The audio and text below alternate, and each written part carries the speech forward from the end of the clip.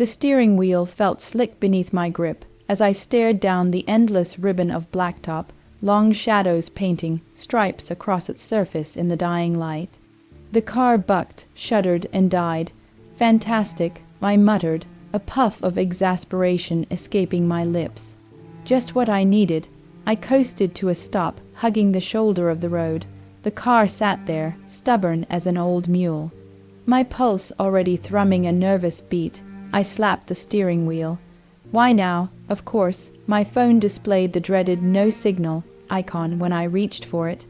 With a sigh, I tucked the phone back into my purse, opened the door, and stepped into the crisp, dry autumn air. The faint, clean scent of pine teased my nostrils. Squinting, I popped the hood, revealing the engine's mysteries. Phoenix always handled this. I poked and prodded, jiggled wires, hoping for a miracle. Nothing. You've got to be kidding me. I breathed, frustration bubbling. The sweat prickled, an annoying itch. Then a low hum broke the silence, growing louder. A sleek black truck pulled up behind me. For a heartbeat, I simply stared as the driver unfolded himself from the cab. Mid-20s, maybe, tall and broad, shouldered, with a mess of dark brown hair falling across his forehead. His t-shirt strained just a little too much across his chest and arms, and a dusting of stubble hinted at hard-won strength. "Need some help?" he asked, his voice a smooth drawl. I straightened, brushing a stray hair from my face. "Yeah, my car just died on me." With a crunch of boots on gravel, he approached and peered under the hood. "Mind if I take a look?" I stepped back, yielding space, instantly aware of his presence. He moved with confident ease, the kind of assurance that comes from knowing your trade. A surprisingly pleasant blend of pine soap and motor oil drifted from him as he leaned in. His hands, large, calloused, and strong, went to work on the wires and hoses with practiced ease. My gaze, instead of focusing on the engine, drifted to the flex of muscles under his skin, the play of veins in his forearms. There was something mesmerizing about watching him at work, a skilled man performing a task with strength and purpose. He looked up, a warm smile crinkling the corners of his hazel eyes that seemed to catch the last rays of sunlight and turn gold. "Looks like your alternator's giving you some trouble." I blinked, surprised by the pull I felt towards those golden eyes. "Is that bad?" The question came out a little breathy. A low rumble of laughter escaped him. "Nah, not too bad. Needs a proper repair. Bring it to my shop soon, but I've patched it up enough to get you home." He straightened, wiping his hands on a rag pulled from his pocket. "By the way, I'm Adam." He extended his hand, and I took it. His palm was rough and warm against mine, his grip firm but not crushing. "Thank you, Adam," I replied, a strange flutter in my chest. Brianna was my savior. I don't know what I would have done if he hadn't stopped. His smile was enough to melt my heart. He pulled a card from his wallet, just glad I was passing by. He said, handing it to me, "Bring it in whenever you have time, and I'll get it running like new." The card, with Zach's Auto Repair, printed clearly across it, felt warm in my hand. I hesitated to end the encounter. "You're a lifesaver." I managed, trying for a casual tone. The offer was tempting, my heart still hammering in my chest. He was already back in his truck, driving away, leaving me with a fixed car and a strange, buzzing energy humming beneath my skin. Later, Yard Phoenix's eyes lingered on mine a beat too long, a sudden intensity that resonated deep inside me. The porch light cast a warm glow as I pulled into the driveway. Phoenix, silver hair gleaming in the light, greeted me with a gentle smile. "There she is," he said kindly, stepping out to meet me. "I was starting to wonder if you'd gotten lost." My thoughts were still tangled with the attractive mechanic who'd rescued me, but I returned Phoenix's smile. Someone stopped and fixed it. I explained as I got out of the car. As we walked inside, Phoenix put an arm around my waist, eyebrow raised. "Oh, really? Someone just stopped and gave you that kind of help. God must have sent him." I replied, placing my purse on the kitchen counter. A very nice young man. Said it likely just needs the alternator fixed. I'll probably take it to a shop sometime this week. Phoenix pulled out a chair at the dining table, motioning for me to sit. That's good, but you'd better get it checked out before it leaves you stranded again, he said, giving my shoulder a gentle squeeze before heading to the stove to check on dinner. Phoenix was always reliable, considerate, steady. I adored that about him, but thoughts kept drifting back to Adam as we ate. His strong hands, his easy smile, the way he'd made me feel seen in a way I hadn't in a long time. Anything interesting happened today? Phoenix asked, scooping mashed potatoes onto his plate. I hesitated a fraction too long. Not really, I shrugged, just the car thing. Even as we laughed over dinner, a strange undercurrent pulled at me, a lingering feeling I couldn't quite define. He nodded, satisfied with my answer, and we settled into our usual routine.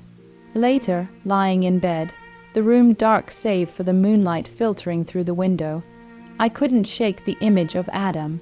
A sudden wave of heat washed over me as I pictured his hands, the effortless way they moved over the engine. Looking at Phoenix, who was snoring softly beside me, guilt gnawed at the edges of my mind. What was wrong with me? Why was I thinking about some young mechanic when I had a perfectly good man right here? I couldn't control it. The thoughts came unbidden, a silent thrill coursing through my veins, keeping me awake and restless. The next morning, long after Phoenix had fallen back asleep, I found myself lingering over Adam's business card, tracing the raised lettering with my fingertip. Getting the car checked out wouldn't hurt anything, right? But why did the mere thought of seeing him again make my heart race? It would just be a simple repair. The card sat on the kitchen counter, a small secret waiting to be unlocked. I found myself drawn to it every few minutes as I cleaned, making excuses to linger longer than necessary. Heart pounding, I finally dialed the number. After 2 rings, a smooth, familiar voice answered before I could chicken out. "This is Adam from Zach's Auto Repair." My heart skipped a beat. "Hey, it's Brianna. We spoke yesterday about the car on the highway." I tried to sound casual. "Yes, I recall you," he said, his voice kind. "How's the vehicle doing?" I chuckled nervously. "It's running, but you suggested I bring it in. Just curious," he replied. "What time would work best?" Without hesitation, he offered, "If you'd like, you can come by right now. We have an opening." I hadn't expected that, nor the sudden leap my heart took at the suggestion. "Perfect," I managed, trying to mask my eagerness. "That works right now. Fantastic. I'll see you shortly." The word Brianna seemed to linger in his voice a moment longer than necessary. The drive to the garage was smooth, but my stomach churned with each passing mile. Ridiculous, I thought, a middle-aged woman acting like a lovesick teenager. Yet the thought of seeing him again was undeniably exciting. The moment I pulled into the lot, I spotted him. His t-shirt still clung to his muscular frame, and he stood by a lift, wiping his hands with a rag. Surrounded by other attractive mechanics, he smiled as I got out of the car. "Hey there, it's you. Glad you could make it." I winced internally as a too eager, wouldn't miss it, slipped out. Adam seemed oblivious, or maybe he just hid it well. He opened the hood and began his inspection. "Let's see what we've got here." I watched from a distance, mesmerized by the effortless way he worked, his powerful arms flexing as he leaned over the engine.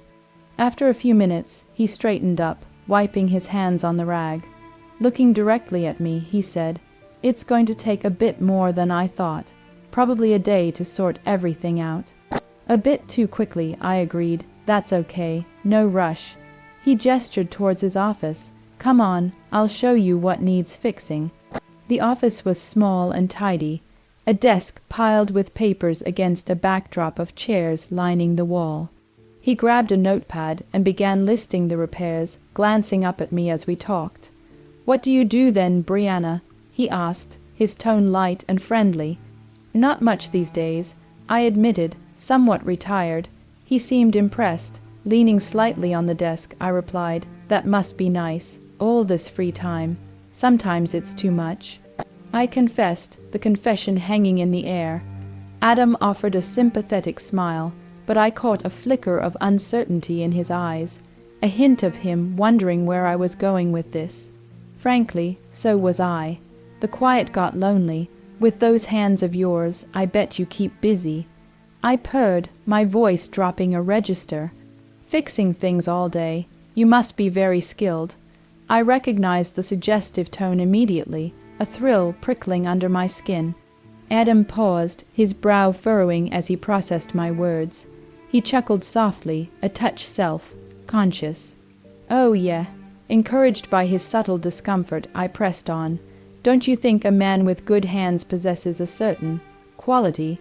Tilting my head, I watched him, my smile playful. His expression was a delightful mix of confusion and amusement. "I suppose so," he conceded. The air crackled with unspoken tension, a prelude to something. I knew I was flirting, pushing boundaries, but the excitement was a potent drug after years of monotony. He cleared his throat, abruptly steering the conversation back to safer ground. "Anyway, I'll start on the repairs right away. Should be ready by tomorrow." I gave him what I hoped was a friendlier, less loaded smile. "Sounds perfect."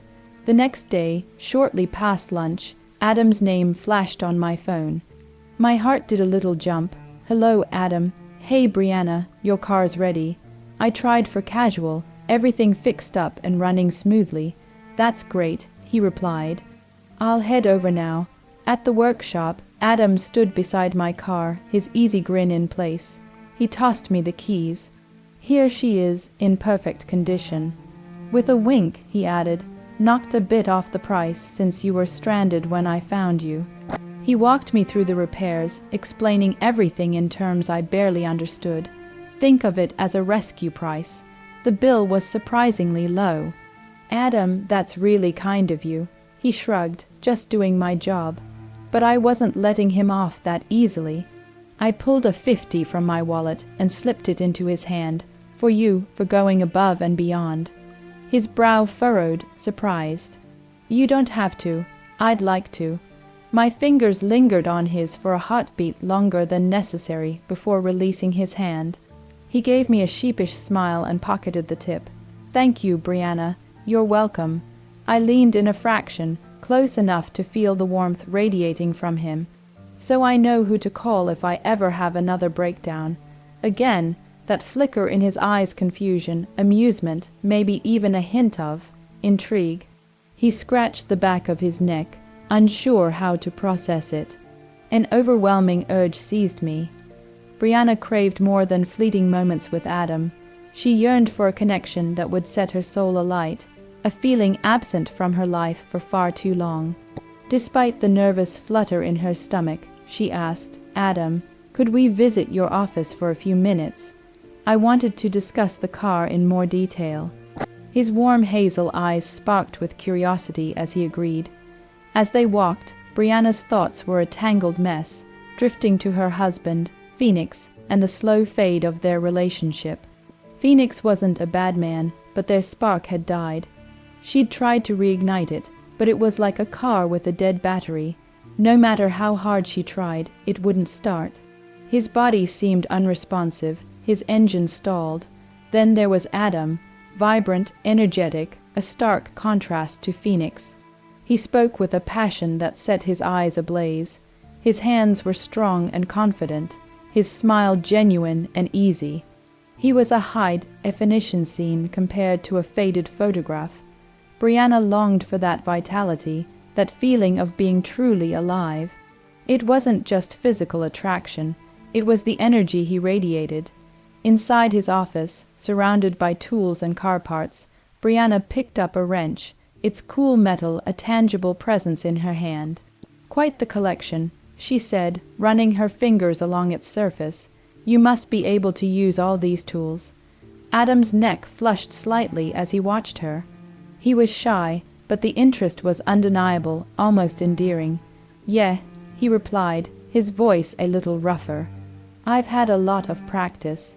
She then picked up a screw, rolling it between her fingers, and asked, a suggestive tone creeping into her voice, "And do you know how to deal with these two?" He laughed nervously, rubbing the back of his neck. "What are you doing, Brianna?" She leaned closer, her voice husky.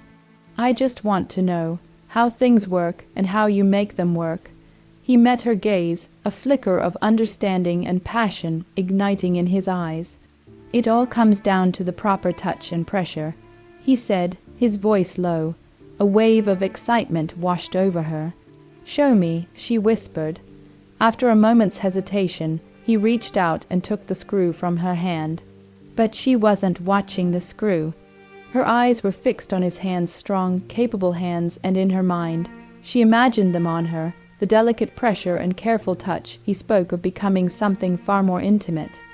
Here's a rewritten version of the paragraph, focusing on streamlining the language, enhancing the emotional impact, and subtly shifting the focus to the narrator's internal conflict. My hand covered his. Reaching for connection, he froze, his gaze locked on mine, filled with something akin to awe. Zach's heartbeat, strong and steady, echoed my own. A soft exhale, and my name, Brianna, whispered from his lips. I traced the lines of his palm, a silent invitation. Just accept it. His struggle was etched in his eyes, then vanished in a moment of surrender, a letting go. His fingers tangled in my hair, pulling me closer, bridging the impossible space between us. It was the moment I'd anticipated since our first encounter. The jarring sound of the door yanked us apart. "Sorry, man." A voice intruded. I recognized John, another mechanic, his dark skin flushed with embarrassment as I turned around. His warm brown eyes and crooked smile were disarming. Despite the awkwardness, a smile touched my lips. "It's all right," I managed, my heart hammering a frantic rhythm against my ribs. "Join us." The words were out before I could stop them, a reckless desire spilling into reality. John glanced at me, then at Zach, who offered a small, encouraging nod. "I'm John," he said, stepping inside. Zach closed the door, pulling down the shutter, sealing us in. He takes a step forward and smiles at me. I extend my arm to grasp his hand, and he draws me in. Zach steps closer, encircling our hands. A surge of electricity coursed through me, unlike anything I'd ever experienced. They encircled me, and euphoria washed over me, a fulfillment, a release of long-held desires. For a suspended moment, it was just the three of us, exploring a shared connection in a silent, harmonious dance. Time dissolved. It surpassed my wildest fantasies, relief, release, everything. But as the fever pitch subsided, a chill of reality crept in.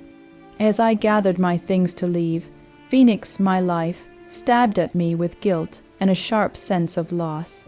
Zach offered a gentle smile, his eyes knowing. At my car, John gave a subdued nod, unsure of what to say. Gripping the steering wheel, I pressed a hand to my mouth, fighting back a sob. What have I done? How could I face Phoenix? A strange, bitter satisfaction mingled with the regret as I drove away from the workshop. The feeling that I thought I had lost was now back.